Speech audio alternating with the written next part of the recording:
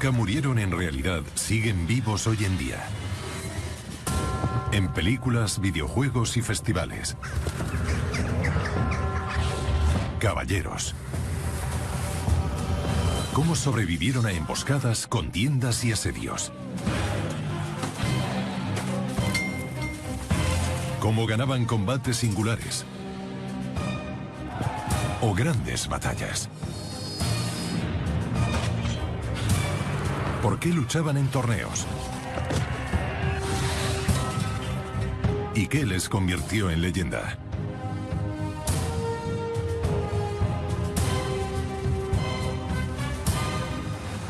Olas y agua, caballeros y caballos, ¿sería una buena combinación? Heinrich von Neuffen fue uno de los muchos caballeros que confió su vida al capitán de un barco. Sabía que muchos cruzados no regresarían de su viaje a Jerusalén.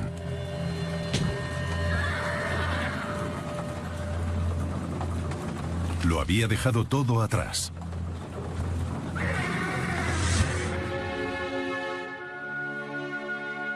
Varios dibujos infantiles de la Edad Media parecidos a este han sobrevivido hasta la actualidad.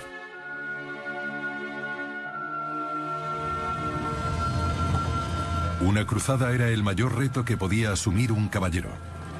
Estaba acostumbrado a ir erguido sobre un caballo, no a mantener el equilibrio en una cubierta bamboleante. Señor, ten piedad. En la Sexta Cruzada usaron navíos nuevos y amplios, capaces de transportar caballos. Pero nada era como lo que Heinrich von Neuffen se había imaginado. Un caballero no había nacido para navegar.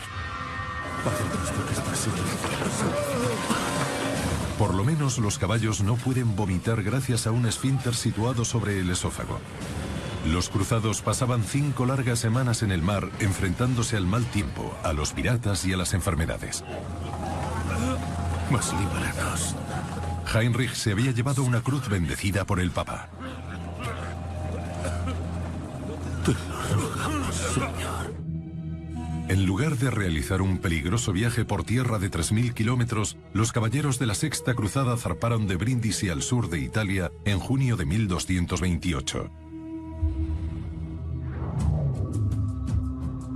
Expediciones anteriores habían usado galeras que iban remando de puerto en puerto.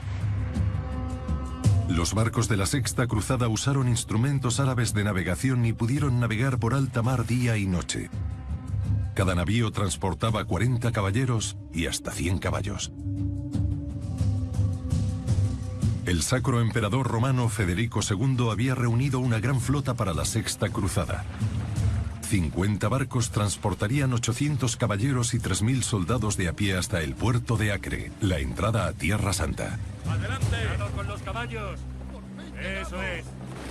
¡No perdáis el orden! Heinrich sobrevivió al peligroso viaje. Después de varias semanas de oscuridad, hambre, sed e inactividad, por fin pudo pisar tierra firme.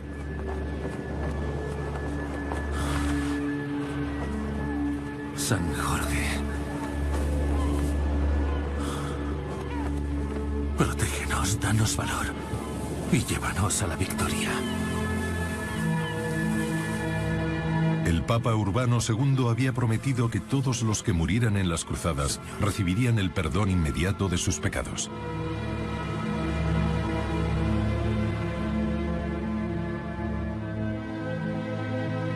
En 1228 Jerusalén estaba en manos de los turcos selyúcidas que impedían que los peregrinos cristianos visitaran el Santo Sepulcro, la tradicional tumba de Cristo.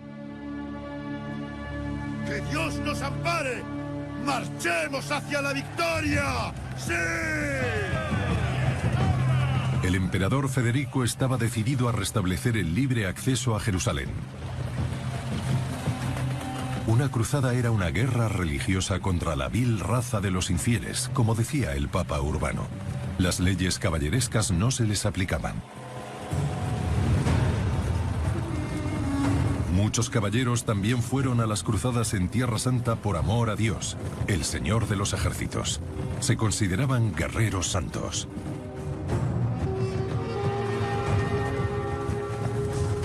¿El derramamiento de sangre era inevitable? ¿No había otra solución? Federico era ante todo un político y quería negociar. El emir nos espera. El mero hecho de intentarlo era una atrocidad a ojos del Papa, y no era el único. Dejad que aquellos que han sido ladrones se conviertan en caballeros. Fue lo que dijo el Papa Urbano en Europa al organizar la primera cruzada en 1095. Sed mensajeros de Cristo y expulsad a esos herejes. Deus lo vult. Es voluntad de Dios. Es voluntad de Dios. Urbano tuvo la genial idea de crear el concepto de miles cristianus o caballero cristiano. Los caballeros ya no se enfrentarían entre sí, sino contra los musulmanes. Una y otra vez Urbano y sus sucesores llamaron a los caballeros de toda Europa para que se unieran a las cruzadas. Y una y otra vez, Jerusalén cambió de manos entre los cruzados y los musulmanes.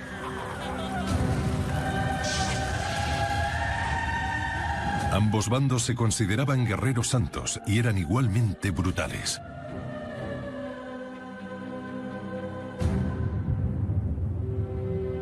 Mientras los caballeros luchaban en tierras extranjeras, a veces durante años, sin certeza de que fueran a regresar, la vida continuaba en casa.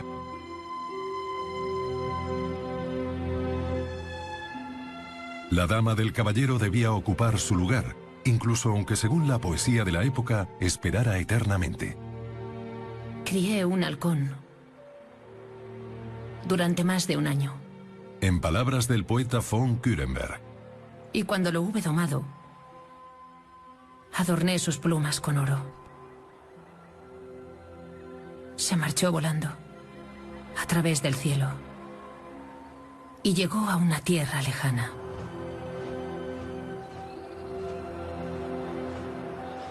Pero en la vida real, la dama del castillo no tenía mucho tiempo para la melancolía, ya que debía encargarse de todo. Que el Señor Señora, reciba su alma. Piedad.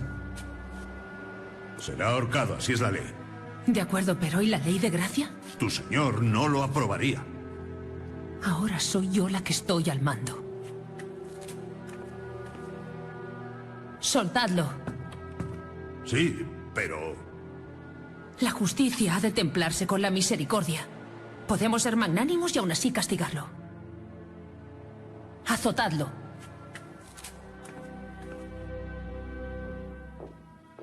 Esa jugada no está nada mal.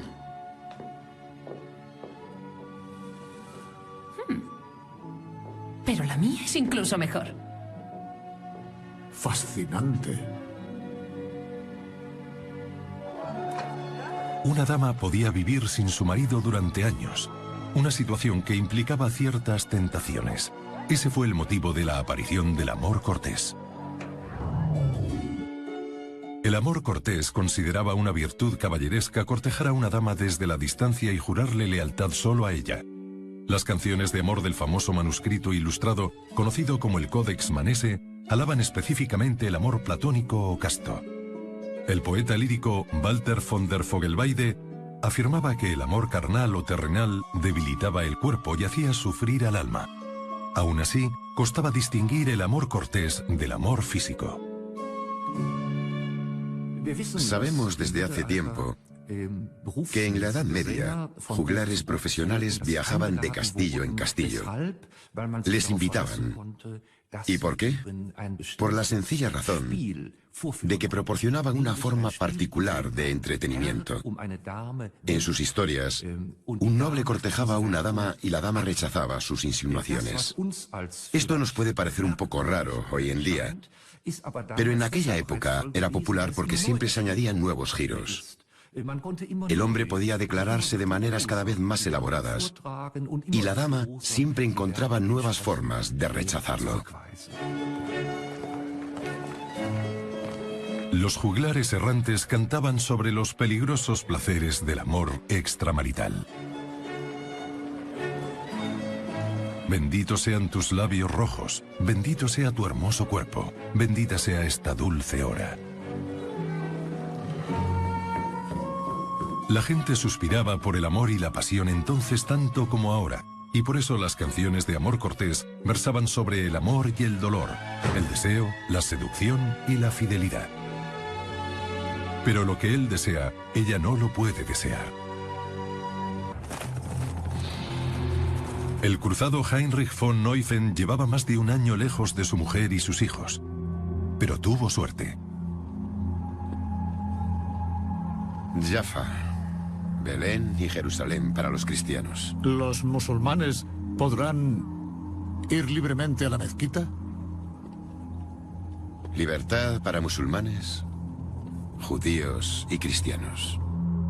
En lugar de declarar la guerra al emir sarraceno, Federico negoció un acuerdo pacífico. Esto era inusual, pero no inaudito.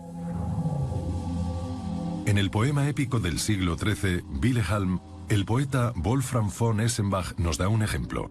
La noble Giburg, una musulmana conversa, da un famoso discurso sobre la tolerancia.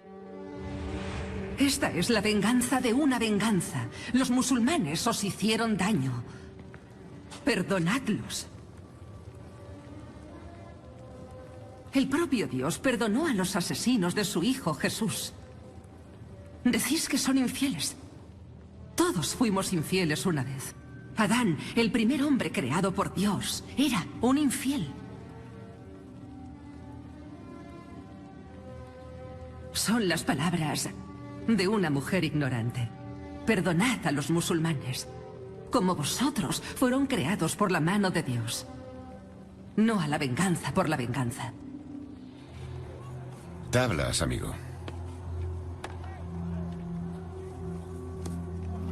A tu papa no le gustará. Pero a los peregrinos sí. Y a la cristiandad.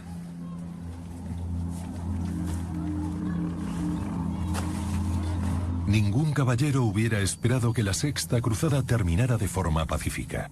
Vinisteis a rezar por vuestra alma en la tumba de Cristo. ¡Adelante! ¡Jerusalén es nuestra!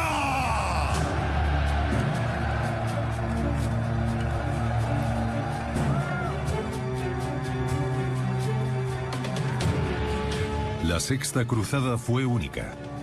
Los cruzados se habían propuesto reconquistar Tierra Santa, pero entraron en Jerusalén sin blandir espadas, sino hojas de palma y agua bendita.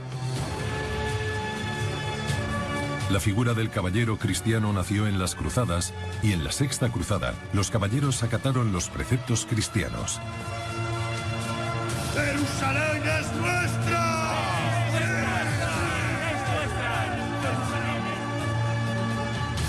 La paz con los sarracenos duraría más de 10 años, y durante ese tiempo ningún musulmán ni cruzado murió luchando por Jerusalén. Crié un halcón durante más de un año. Lo vi elevarse con lazos de seda en sus garras. Que Dios reúna a aquellos que anhelen unirse en el amor. Heinrich von Neuffen había hecho todo lo posible por asegurar su salvación.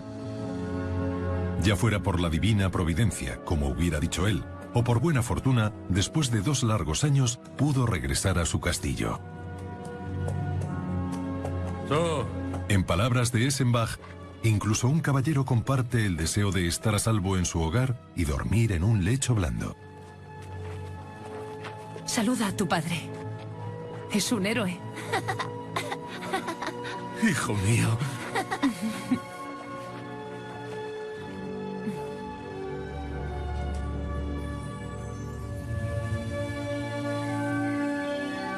Heinrich alcanzó el honor y la fama como caballero cristiano y cruzado.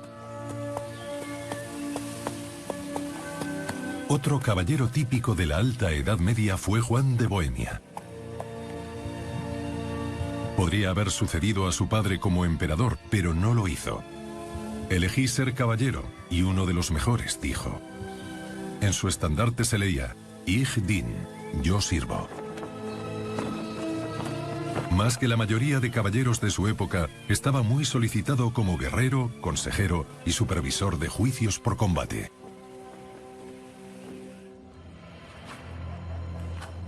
El tribunal decreta que el juicio se decida mediante combate entre vosotros. ¿Estáis preparados? ¡Adelante! Por Dios, que él me ampare. Por todos los santos. ¡Luchad por vuestra vida! ¡Que Dios os juzgue!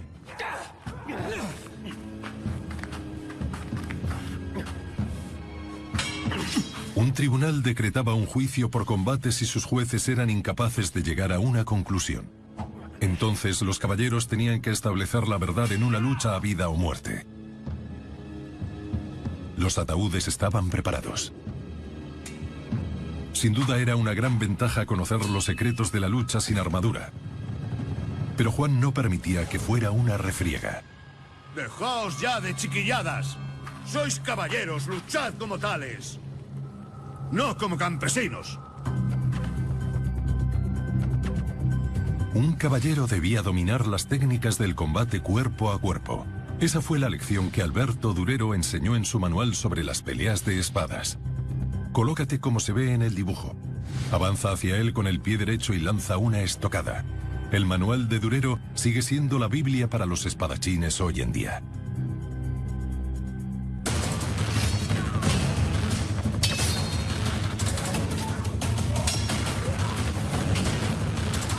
Cualquier golpe estaba permitido en estos duelos, incluyendo al cuello y la garganta.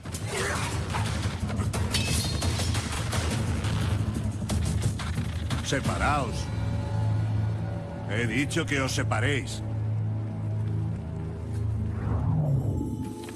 ¿Podrían estas ilustraciones representar a una mujer? Son de un manual del maestro de esgrima Hans Talhofer y representan a una mujer blandiendo un mangual contra un hombre en un juicio por combate. Como creían que una mujer equivalía a medio hombre, el hombre podía luchar de pie en un agujero que le llegaba hasta la cintura, un ejemplo de discriminación positiva. Luego le agarraba del brazo. Talhofer enseñó a las mujeres a defenderse de los hombres. Le cogió de la garganta y de su miembro. Quizás no fuera muy caballeroso, pero sí eficaz. Peleas como esta no eran muy habituales, pero tuvieron lugar. Y entonces ella le sacó del agujero. Así que la mujer decidió el juicio por combate a su favor. Y al vencer, ganó su caso. ¡Luchad!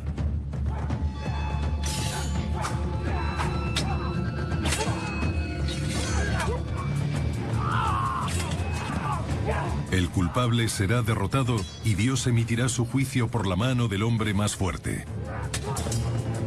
Ese era el concepto de ley que tenían los caballeros en la Edad Media.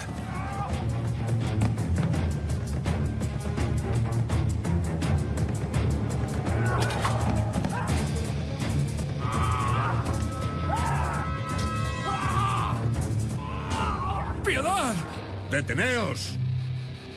El juicio por combate ha mostrado su culpabilidad.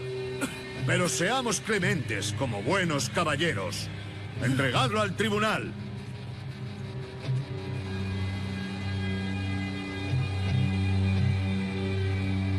Aquellos que perdían el combate pero sobrevivían volvían a ser llevados ante el tribunal, ya que no se había demostrado su culpabilidad.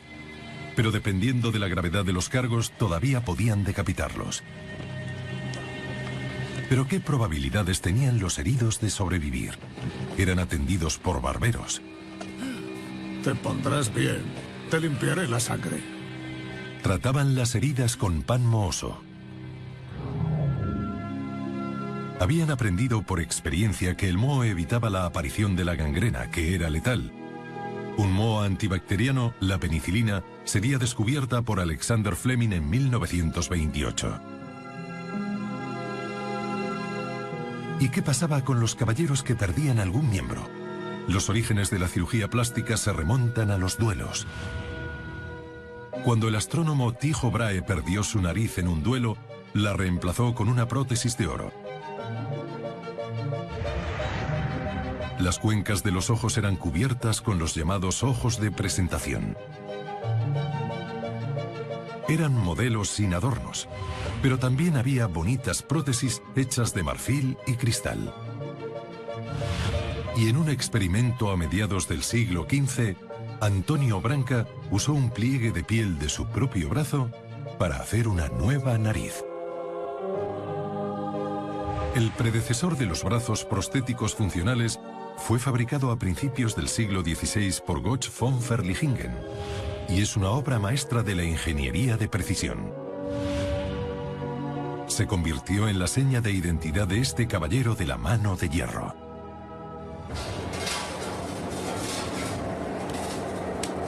Los herreros medievales trabajaban para desarrollar una armadura que evitara la pérdida de miembros. En la Baja Edad Media, la cota de malla empezaba a estar en desuso.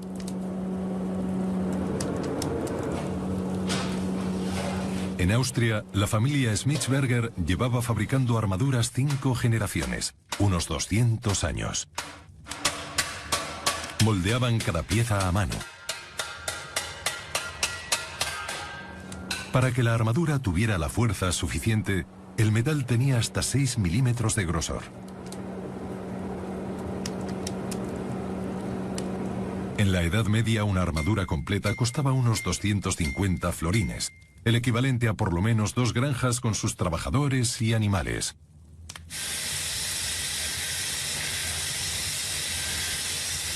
Las armaduras de gran calidad tenían mucha demanda. La vida de un caballero dependía de su armadura y de su espada.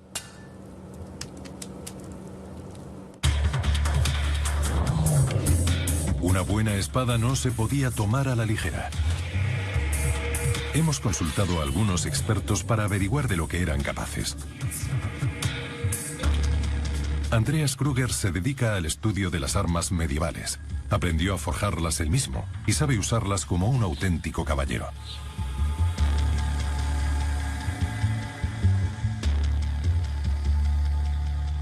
¿Se puede cortar con una espada una vela mientras sigue encendida, como se ve en algunas películas de Hollywood? El experimento se grabará con una cámara de alta velocidad que graba 2500 fotogramas por segundo.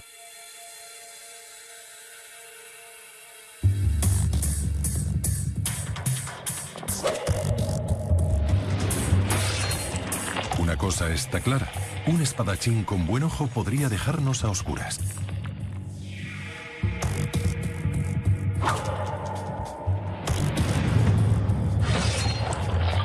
Pero la vela solo se mantenía en pie si había sido preparada de forma especial. Una prueba con una calabaza demuestra que una buena espada medieval es tan afilada como un cuchillo japonés de sushi.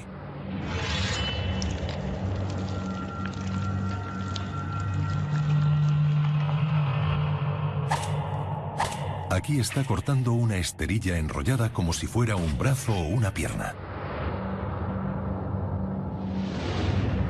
La espada la atraviesa como si fuera mantequilla.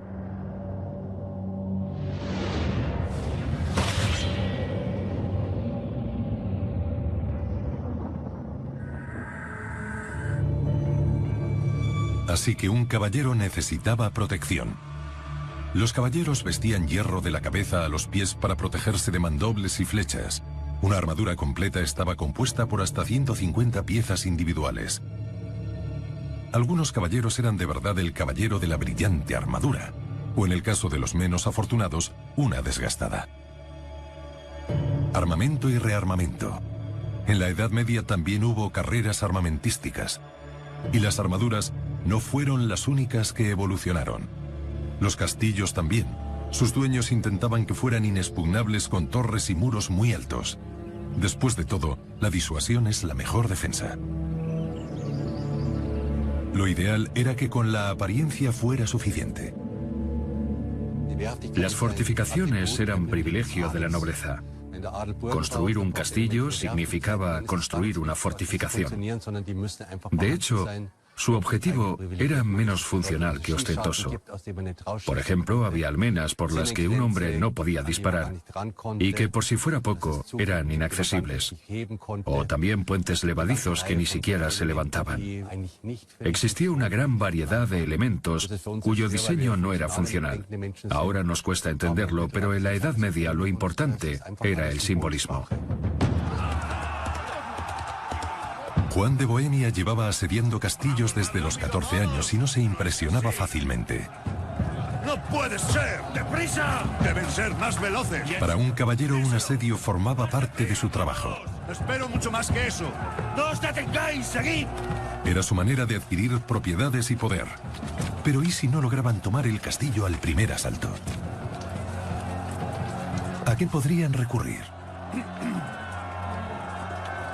Quizás a los ingenieros y expertos en asedios podría ocurrírseles algo. Veamos.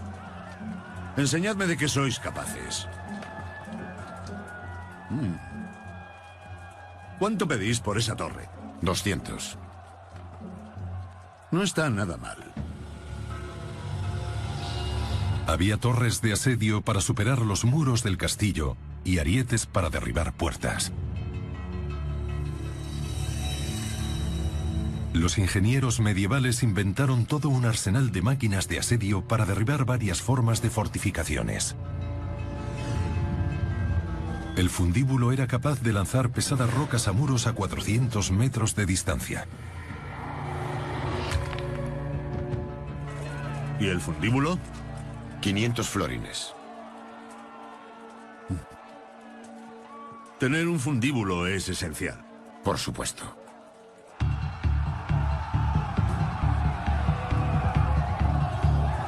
Solo se necesitaban unos cuantos caballeros y hombres armados para defender un castillo. Estaban bien protegidos tras las almenas de las murallas.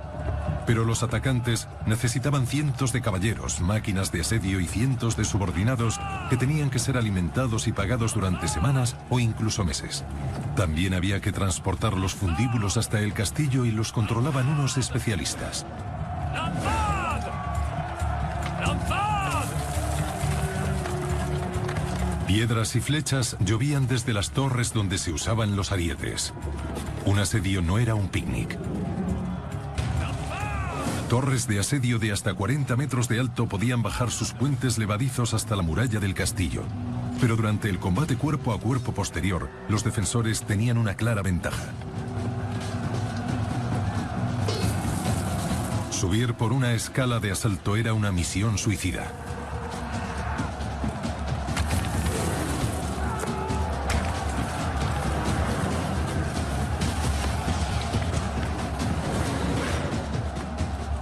Sin embargo, la mayoría de caballeros soñaban con dirigir un asedio con todo tipo de máquinas de asalto.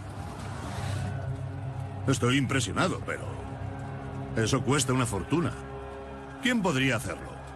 ¿Reyes ricos? ¿Emperadores? Pero como sabéis, yo soy un caballero pobre.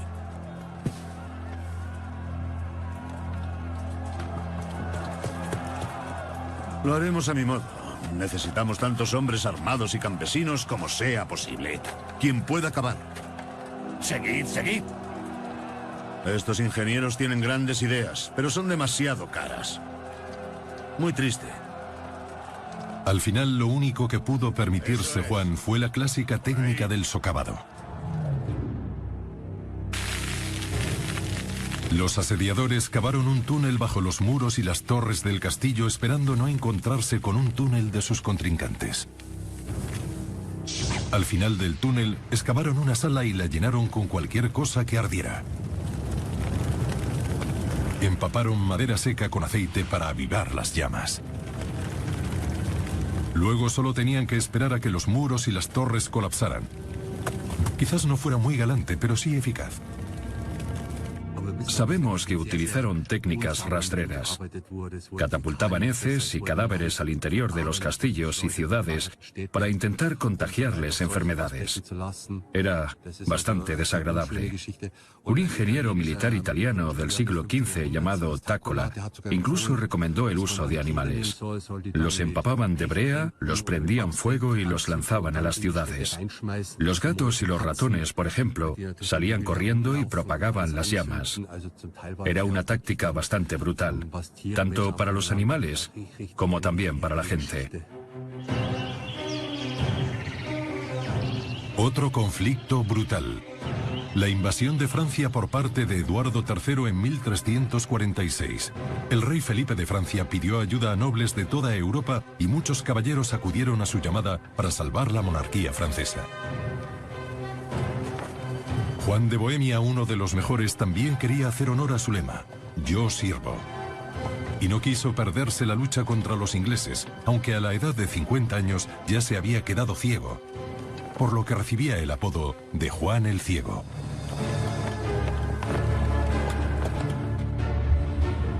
$12.000 caballeros del Sacro Imperio Romano, de Borgoña y España, acudieron para luchar contra el ejército de Eduardo. Los ejércitos se encontraron en Crecy, cerca de París.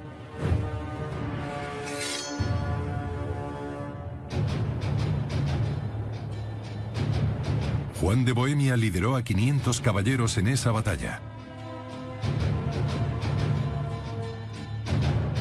Aquel día que pasaría a la historia se fraguaba una tormenta. Bien. ¿Y los caballeros ingleses? Estoy tranquilo y preparado, esperando para la batalla. No veo caballeros, señor. Frente a nosotros solo hay arqueros. Esperaba luchar contra nobles caballeros, no contra campesinos. Que Dios se apiade de ellos.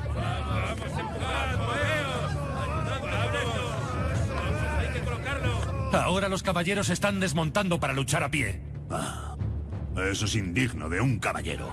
También había algo más de lo que los caballeros del continente no se habían percatado. Les enseñaremos a esos a blandir una noble espada. ¡A por ellos! La batalla comenzó, pero en lugar de luchar cuerpo a cuerpo, los ingleses recurrieron a la tecnología. Los cañones al principio eran una especie de olla de fuego con pólvora y una mecha. No solo hacían un ruido aterrador, sino que disparaban flechas de metal hasta 300 metros de distancia. Los comandantes no tardaron en reconocer las ventajas de los cañones, pero la primera vez que los usaron en una batalla fue en Crecy. En un principio su objetivo era sembrar el pánico por su sonido, pero eso cambió rápidamente. Desde el año 1500, la artillería se convirtió en una rama bélica reconocida, un avance fatal para los caballeros. Según las armas de largo alcance iban adquiriendo importancia, los caballeros fueron desapareciendo. En la guerra franco-prusiana de 1871, los cañones prusianos decidieron la batalla crucial de Sedan.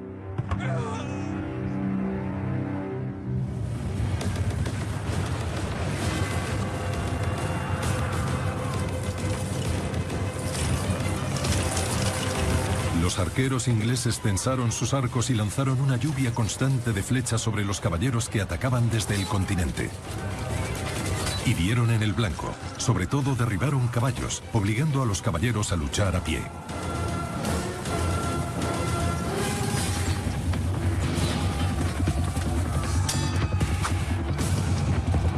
El ciego Juan de Bohemia estaba en el grueso de la batalla. Allí descubrió la verdad del lamento de Fogelweide. Mundo, por ti he arriesgado 1000 veces cuerpo y alma. Ahora veo cómo me lo pagas. Todo lo que me das me lo vuelves a arrebatar.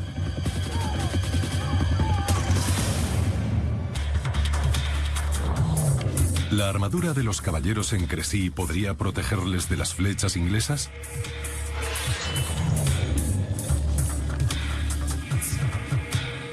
André Brennecke fabrica réplicas auténticas de arcos y flechas medievales.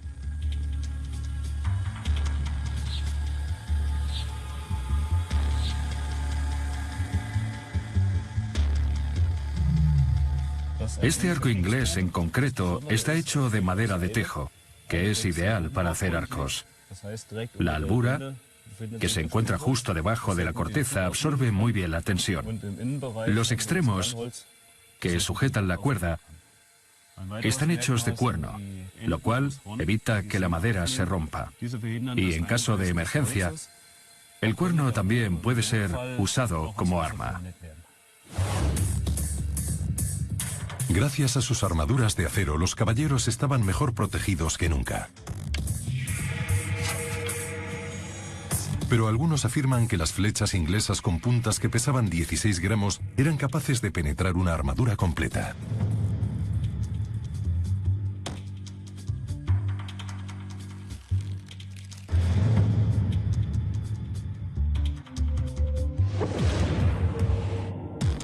Esta flecha solo abolló la armadura de acero de 4 milímetros de grosor.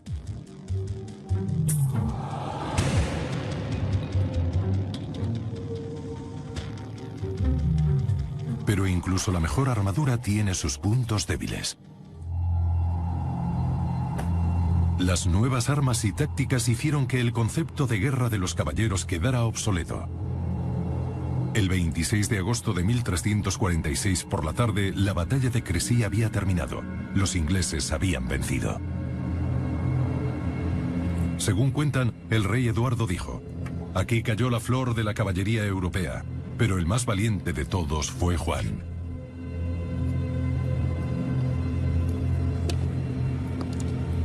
Los ingleses lo distinguieron por la cimera de su yelmo y su escudo de armas.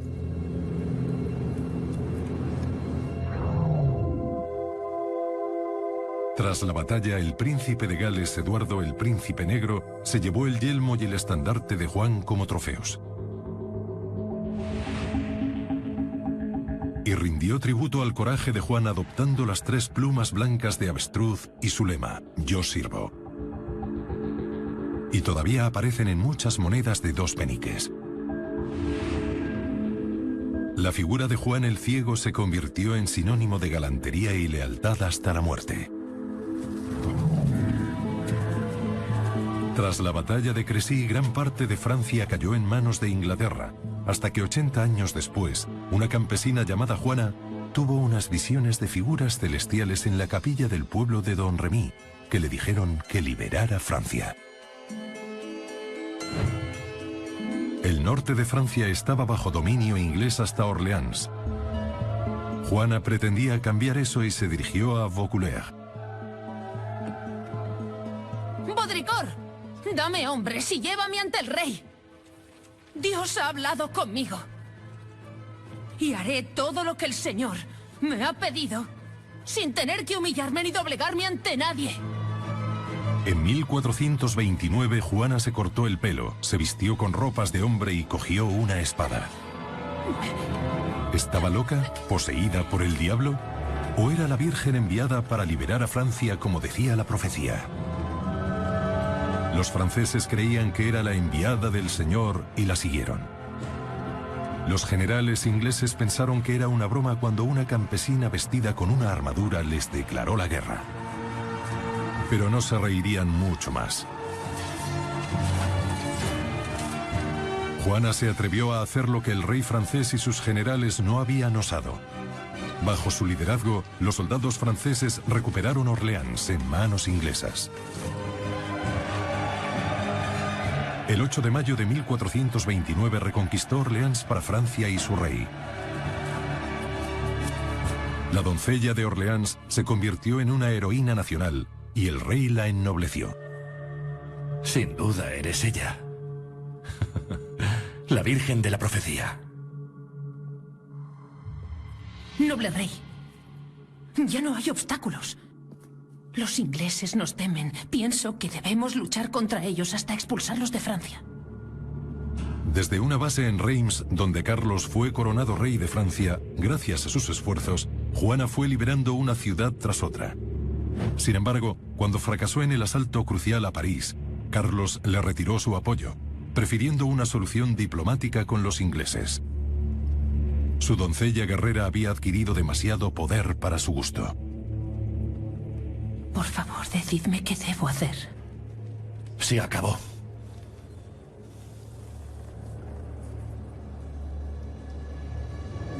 Y se había acabado. Juana fue capturada y vendida a los ingleses. La Inquisición la juzgó en Rouen, acusándola de llevar ropa de hombre, hacer un pacto con el diablo y de ser una hereje. Pero el hecho de haber demostrado más valentía que los que estaban en el poder fue lo que garantizó su sentencia de muerte. Para satisfacción de las autoridades inglesas, Juana de Arco fue quemada en la hoguera en Rouen el 30 de mayo de 1431. A esta valiente joven no le sirvió de nada que más tarde la reconocieran como santa y símbolo de la nación francesa. Desde una perspectiva militar, la batalla de Crécy y la llegada de la artillería significaron que la era de los caballeros se acercaba a su fin. Pero los caballeros eran más idealizados que nunca.